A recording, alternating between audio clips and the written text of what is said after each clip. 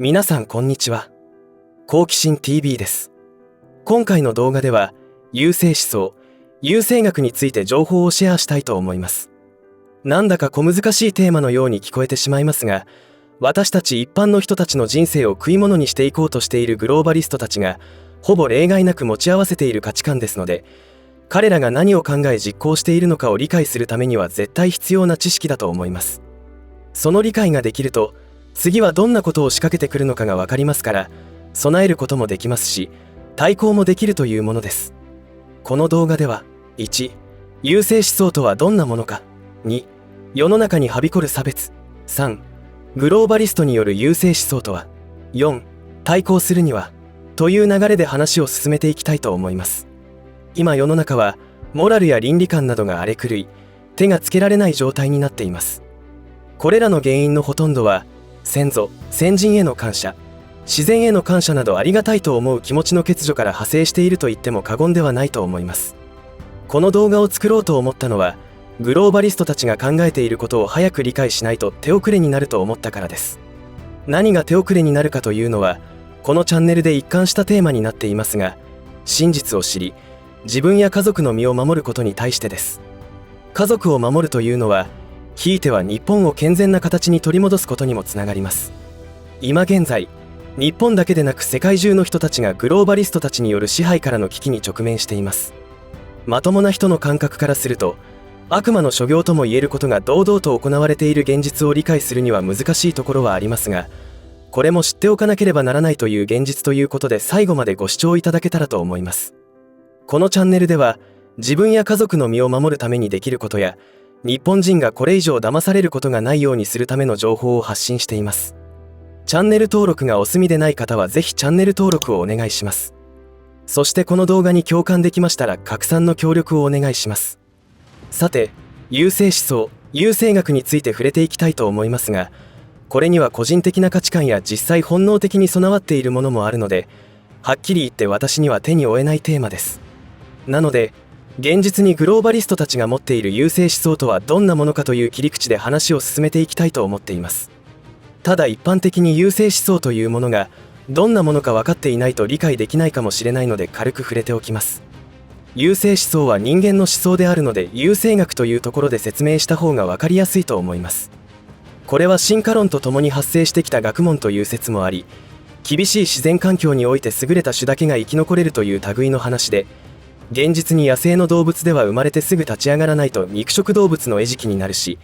立ち上がる生命力があってこそ強い種の存続ができるみたいな話があることから人間が考えたのは、普通の人より劣ったものは自然淘汰されるべきだみたいな発想が生まれてきたという感じです。この話には諸説あるので興味がある方は深掘りすることをお勧めしますが、結局個人が勝手に考える優生思想は問題ないと思いますし、国家や組織がそういった価値観で人を選別するのは問題となるという解釈で良いと思います。私がグローバリストに対して問題視するのは、組織的に大多数の人たちの生死をコントロールする権利を持っていると信じきっている部分です。先ほど言ったように個人が勝手に優生思想を持つことは自由ですが、それが犯罪につながったケースもあるので思想という名のつくものには注意が必要なのは間違いなさそうです。ただグローバリストたちには、それぞれが個人的に優生思想をがっつり持っていて、組織された力を使って実際彼らによって劣っていると判断された者たちを間引きしようとしているというところに恐怖と怒りを感じます。こういった情報を調べていくと本当にいろんな意見が出ていて興味深いのですが、日本人の中でも優生思想を崇拝し、世の中の迷惑になっている人はいなくなった方がいいということを言っている人がいます。私がこのような意見を聞いて思うことは、今回のテーマにもつながるのですが、次にいなくなった方がいいという対象になるのはあなたですということです。今世界中が危機に瀕しているのは、これをまた言うと人種差別発言になって動画が削除対象となってしまうので難しいのですが、白にとってそれ以外の色の人たちは地球環境を保つためには不要であり、削除しなくてはならないということをグレートリセットというプロジェクトによって実行しようとしているところにあると思います。白やその他の色と言いましたが、白だから救われるわけではないということも重要です。地球上で一番優れているのは自分たちというのが問題で、その他大勢は必要最小限、彼らの便利な生活を維持できる最小限の人数だけ地球上に残ればそれでいいという考え方であるわけです。どうでしょうか。恐ろしいことですよね。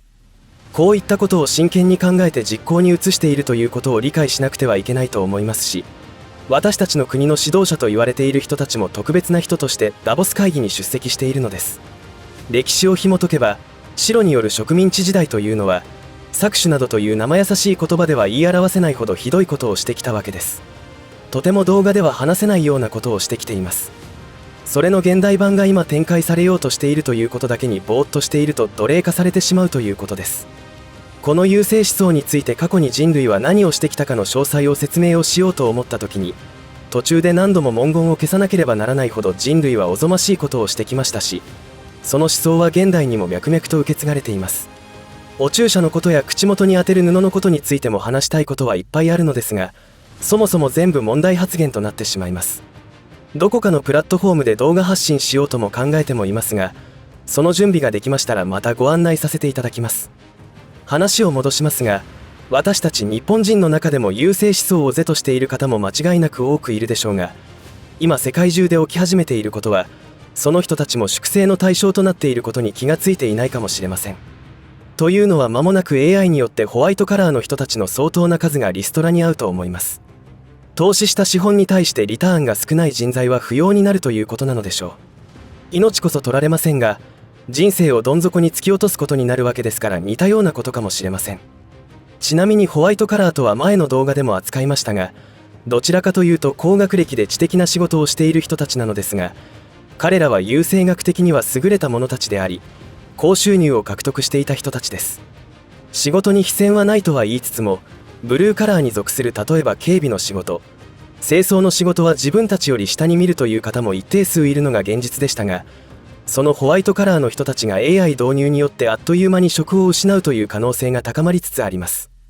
今後はブルーカラーの方がロボットや AI に代替できない面で貴重な存在になっていくということが起きてきます。学歴社会が崩壊すると言ってもいいのかもしれません。ところで2023年1月16日に開催されたダボス会議では、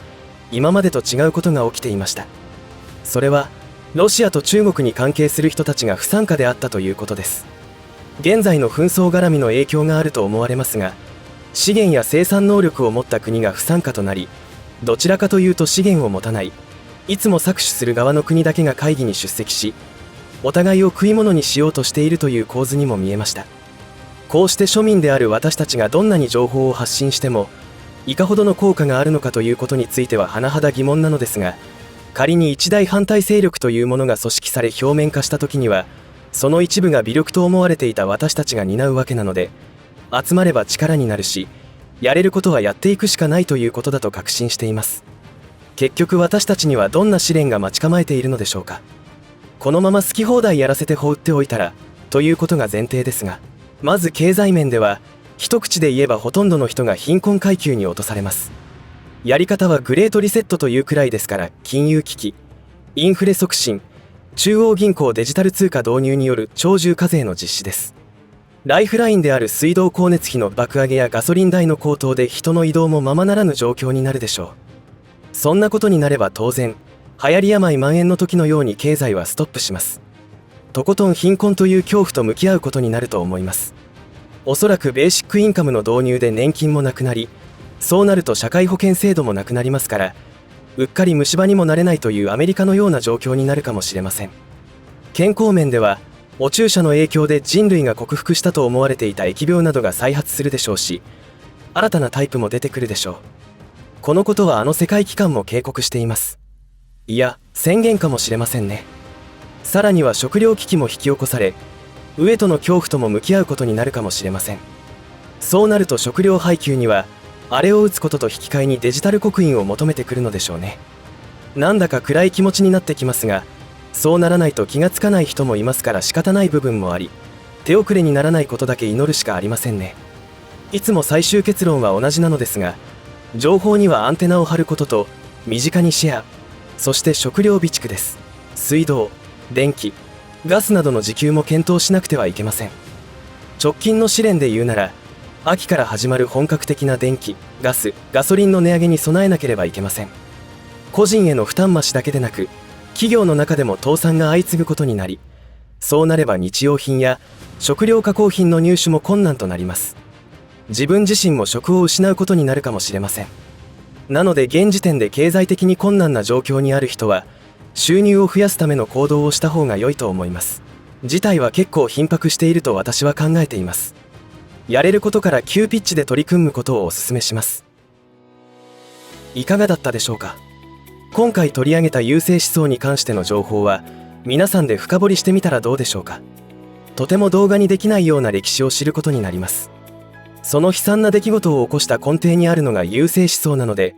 それが今世界政府ともいえる世界経済フォーラムを構成するグローバリストたちの思想でもあるわけです。兵法にもあるように私たちの敵のことを知らなくては警戒も対策にも力が入らないというものです。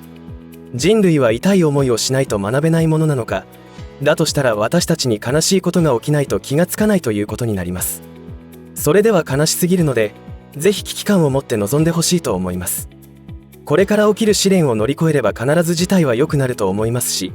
もしかしたらすでに水面下で戦ってくれている人たちによって最悪なことが起きる前に悪魔の所業に終止符を打ってくれるかもしれません。それを祈りつつ準備していけば良いと思います。闇雲に悲観することは馬鹿げていますので、ぜひこの動画をきっかけに前向きな気持ちで対策していきましょう。今回も長いお時間お付き合いありがとうございました。以上で今回の話は終わりとしますが、皆さんの応援が次の動画作成の力になりますので、いいねボタン、チャンネル登録、通知設定をオンにしていただけると嬉しいです。また、よろしかったらこの動画のシェアをお願いいたします。最後までご視聴ありがとうございました。好奇心 TV でした。